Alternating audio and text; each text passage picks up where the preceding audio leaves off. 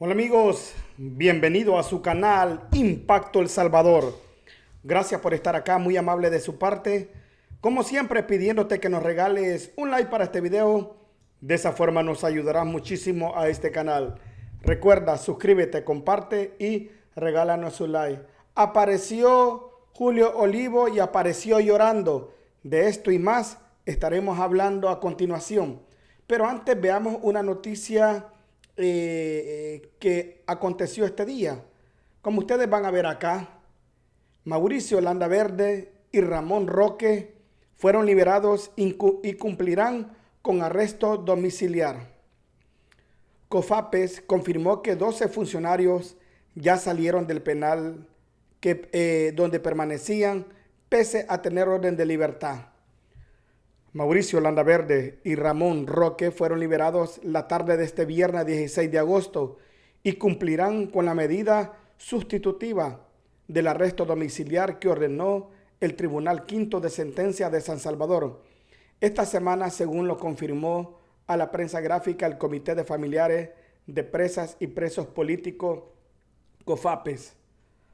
Ambos funcionarios están siendo acusados de los delitos de corrupción en el caso de Azocambio, donde la Fiscalía acusa de tomar fondos de las tiendas carcelarias y ocuparlos para otros fines personales.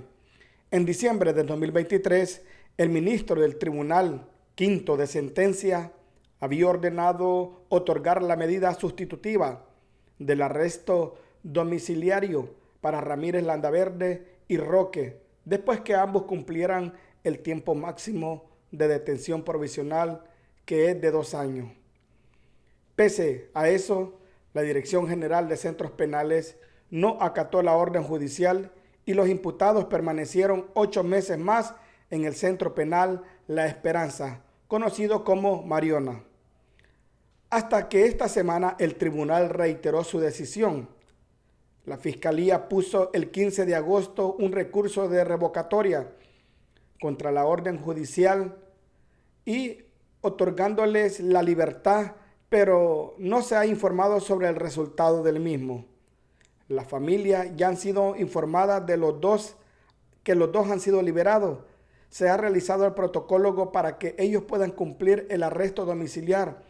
Esta es una victoria más de resistencia y de lucha que se ha venido realizando con los familiares que pertenecemos a COFAPE. Ahora solo pedimos que el juicio justo para demostrar su inocencia, declaró Ivana Cruz, vocera de COFAPE. Bueno, ahí pueden ver ustedes. Ahora bien, antes de empezar, queremos empezar esto, pues reaparece el sin oficio de Julio Olivo, y donde Julio Olivo dice: me quedé sin voz dentro del tribunal para frenar la campaña adelantada. Veamos lo que dice el sin oficio. La mayoría de casos de manera oficiosa, ¿verdad?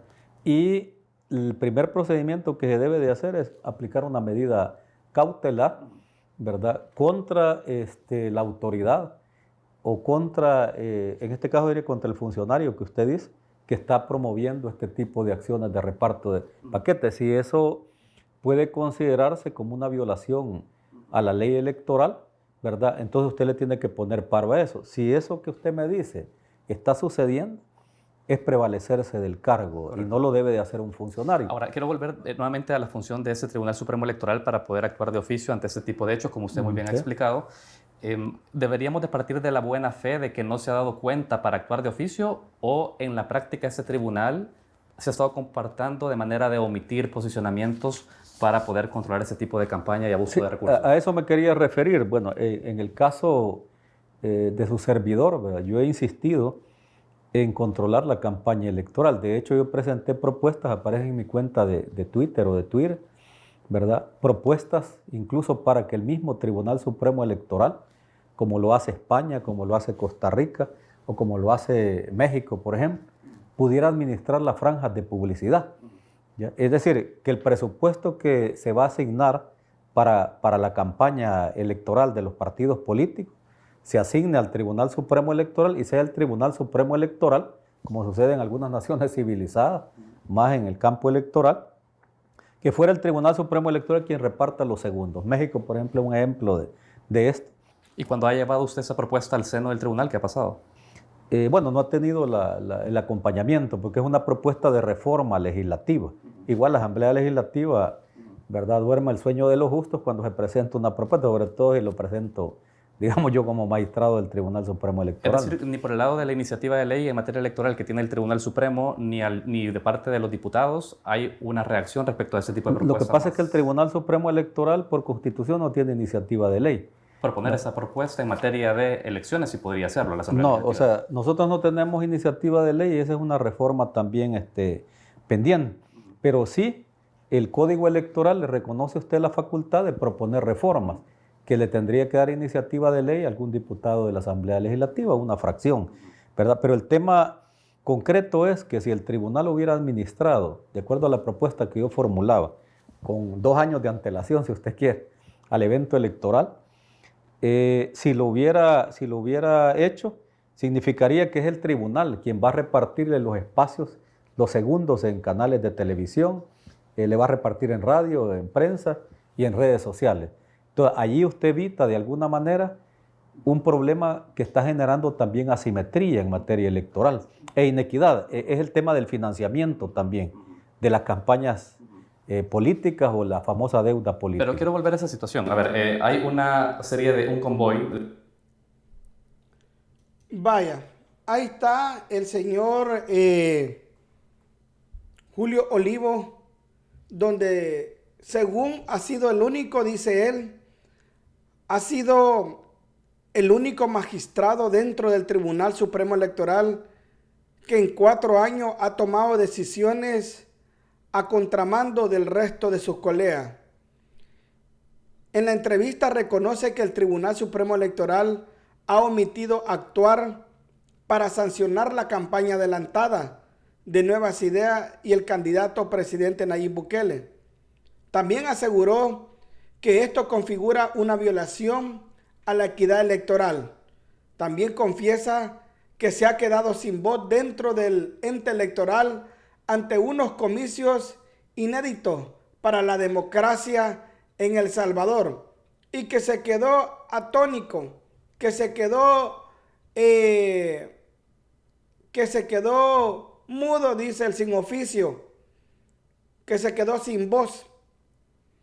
Ahora resulta que después que han pasado las elecciones y donde todavía están en un limbo porque no han elegido a los magistrados del Tribunal Supremo Electoral, ahora resulta que viene a salir que era el único que se oponía o que era el único que tenía la verdad. No les digo pues que solo para hablar babosada sirve este sin oficio. Pero sigamos viendo qué más dice, porque al parecer le fue a llorar aquí al conductor de los créditos son para Reacción Focus, ¿verdad?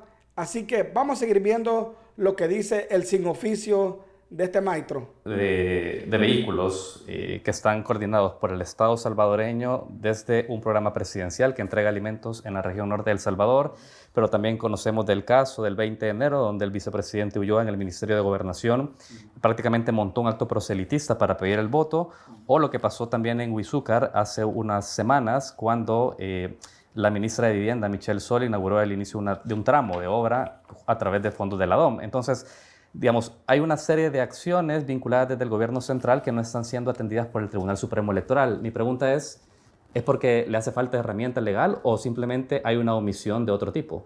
La Unión Europea ya señaló en la elección 2021 una omisión de parte del Tribunal Supremo Electoral. ¿Es omisión entonces? De hecho, hay 0 casos, o sea, y lo debo decir así de manera triste, ¿verdad?, para el tema del control de la campaña electoral.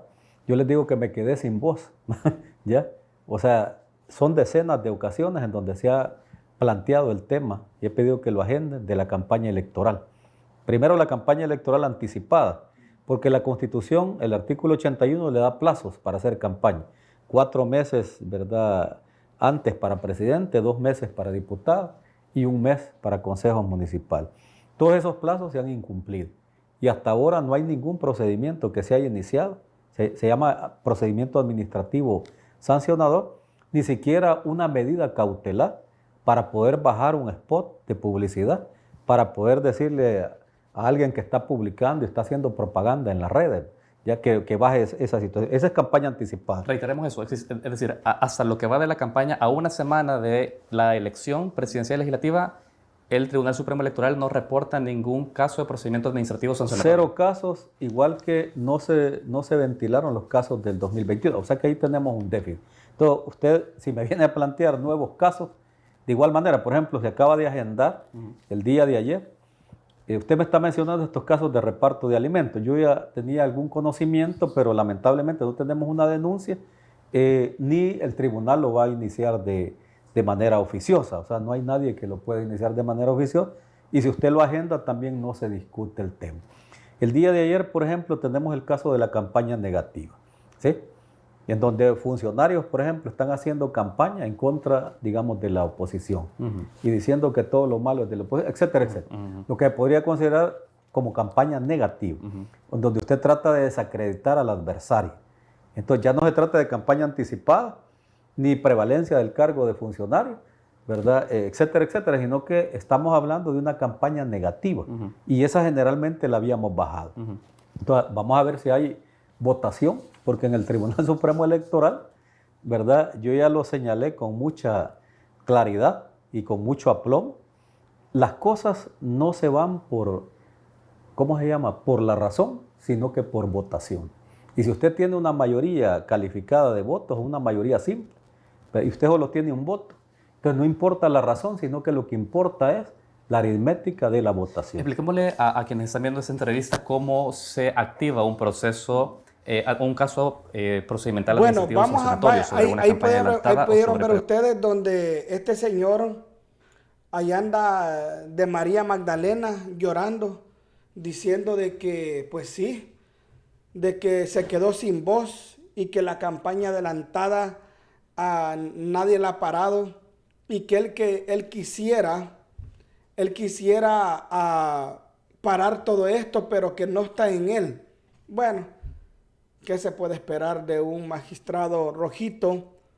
Un magistrado que se atrevió a hablar, ahí van a disculpar para darle un poco afónico, de un magistrado que se atrevió a hablar de insurrección en nuestro querido país, El Salvador. Imagínense ustedes el sin oficio. Pero bueno, hay que siga llorando. Como quiera, ahorita están en la mira. O sea, no es urgente cambiar a los magistrados del Tribunal Supremo Electoral, pero sí los van a cambiar, pero despacito, ¿verdad? Pero como ya sabe que no lo van a elegir y que prácticamente el periodo de ellos ya terminó, ahorita están como con una plaza, ¿verdad? Con una plaza temporal dentro del Tribunal Supremo Electoral, y él sabe que ya no huele ni hiede. Hoy anda llorando, que nadie le hace caso, que nadie le habla, que lo ignoran, que no tiene voz ni voto. ¿Y para qué? Si no habla nada bueno. Recordemos de la gran pelada de cara que le dio Sueci Calleja en la comisión de voto en el exterior que hubo antes de las elecciones, donde dijo que él pensaba que al salir de esa comisión le iban a meter preso. Y ya sabe ustedes que se anda haciendo el víctima, el maestro sin oficio, que solo para eso es bueno. Ahora bien, quiero cambiar de tema, en lo cual fíjense que la diputada Marcela Villatoro habló,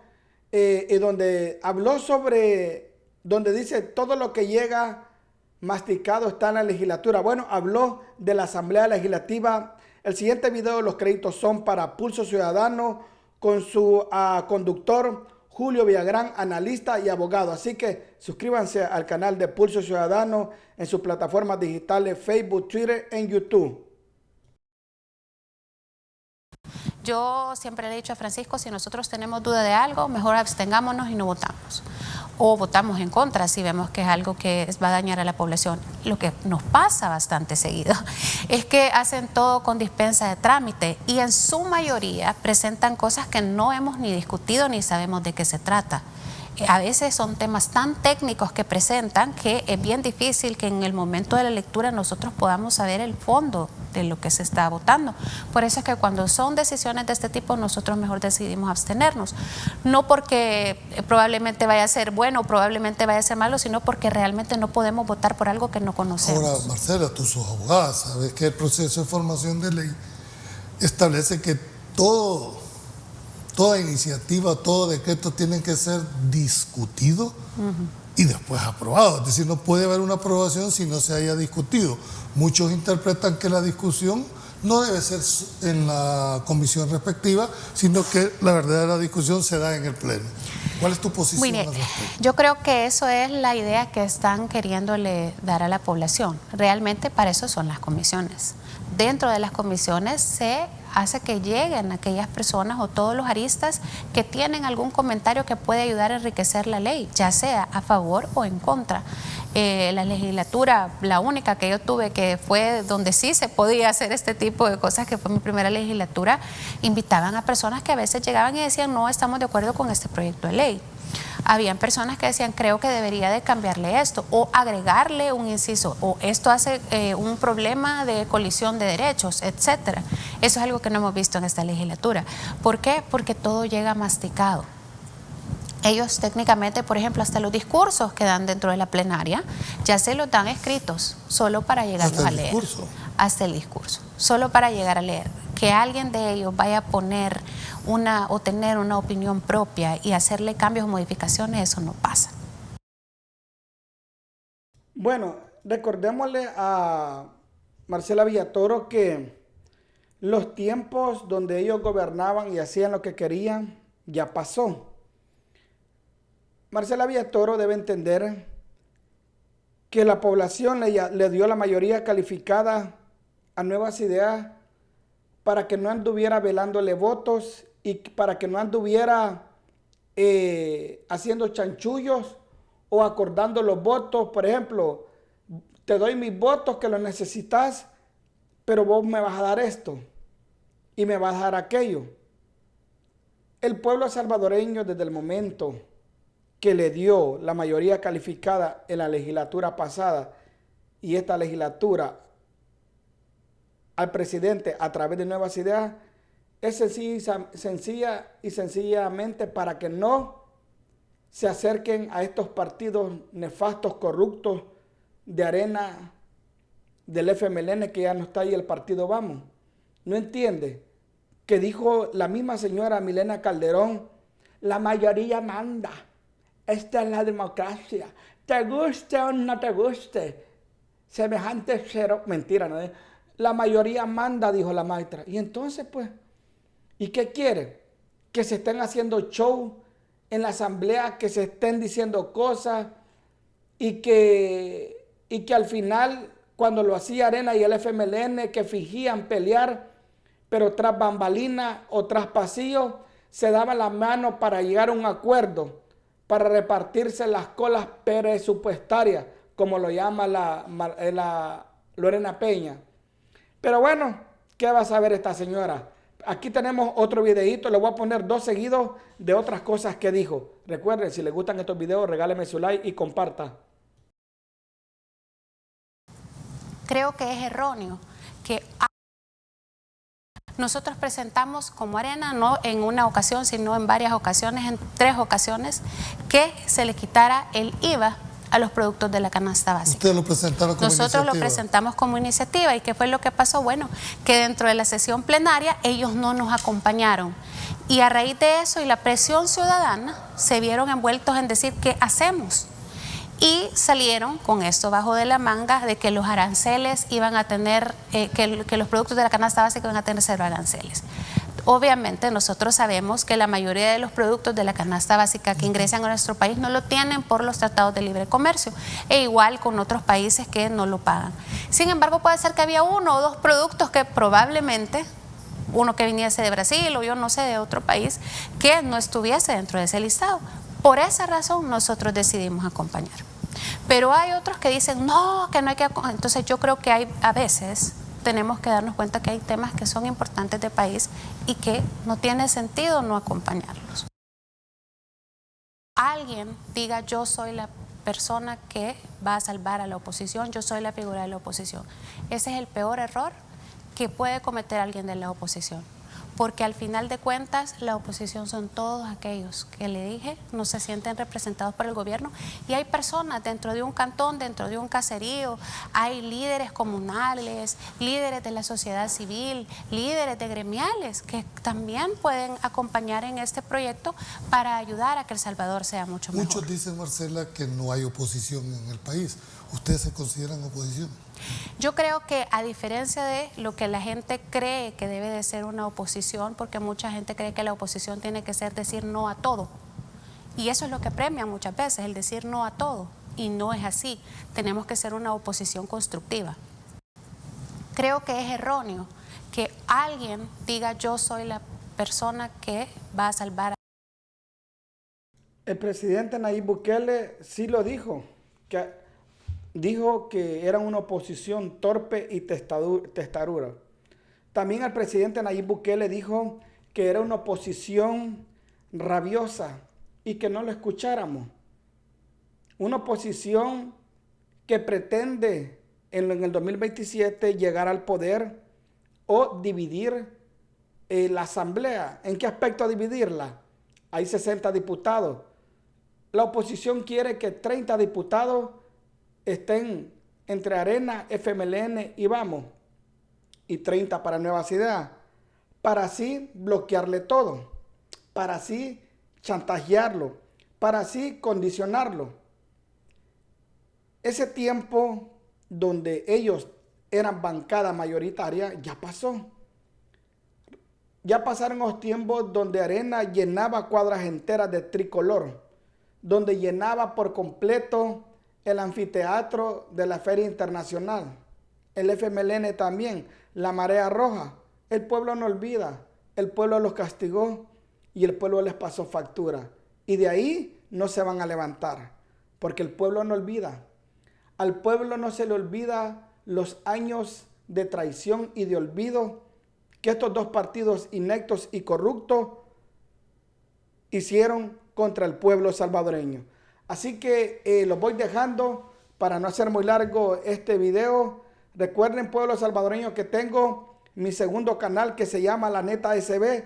Todos los días hacemos en vivo. Búscame en mi segundo canal, La Neta SB. Aquí lo puede ver. Aquí hablamos de un tema de gran noticia de Bukele. Les dio donde más les duele a la oposición. Así que búsqueme ahí en mi segundo canal, La Neta SB. Debajo de este video les dejaré el enlace de mi segundo canal. Nos vemos en otro video y ¡salud, Lulu!